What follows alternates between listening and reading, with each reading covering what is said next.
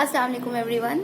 पहाड़ों के बारे में तो आप सबने सुना ही होगा। अल्लाह की बनाई हुई मखलूकों में से एक है और हर पहाड़ों की अपनी अलग अलग क्वालिटीज़ होती हैं। कुछ पहाड़ों पे चाय पत्ती होती है तो कुछ पहाड़ों पे बर्फ़ गिरती है, कुछ पहाड़ों पे कोयले होते हैं तो कुछ पहाड़ों के बीच से नदियाँ और झरने बह रहे होते हैं।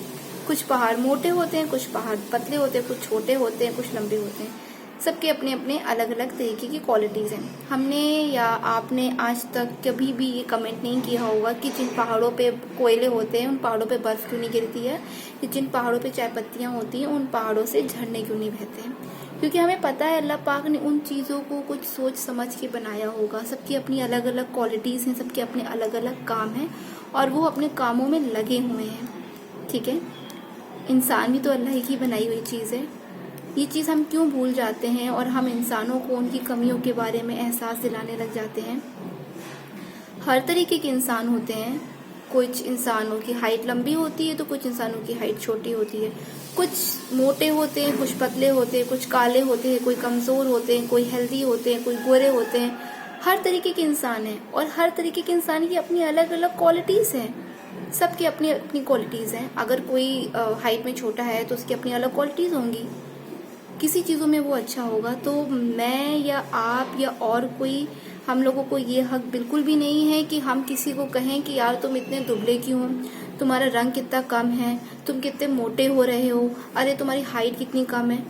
क्यों क्यों बोलते हैं? अल्लाह पाक ने उन लोगों को वैसे ही बनाया है क्योंकि अल्लाह पाक ने उन लोगों को वैसे ही बनाना था। मैं या आप उनकी कमियों को उनको उनके सामने रख के उनको इस चीज़ का एहसास नहीं दिला सकते हैं।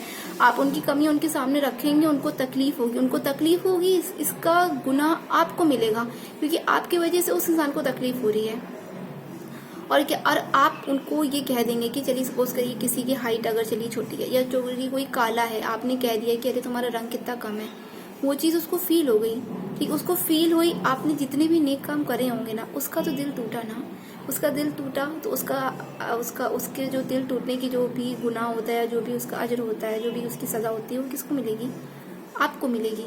तो आप अपनी नेकियां क्यों खराब कर रहे हैं किसी की क्वालिटीज़ को या किसी की कमियों को उनके सामने रख के? मत करिए ऐसा। आप अच्छे हैं, आप अच्छे बन के रहिए। आप किसी को ये मत कहिए क्योंकि जिस इंसान की अपनी जो कमियां हैं ना, उस इंसान को पता है कि मेरे अंदर ये कमी है और वो आप उस चीज़ को एहसास दिला देंगे तो अल्लाह पाक की नाशुक्री करने लगेगा। और अल्लाह पाक को अपनी नाशुक्री बिल्कुल पसंद नहीं है। अल्लाह पाक को दो चीज़ बहुत पसंद है, एक शुक्र करने वाले लोग और एक सब्र करने वाले लोग।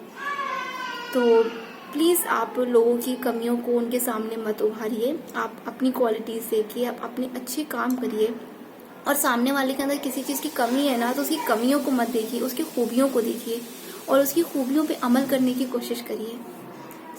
जितना हो सके उतने नेक काम करिए और लोगों का दिल मत दुखाइए। जज़ाकल्लाह खैर। अल्लाह हाफिज़।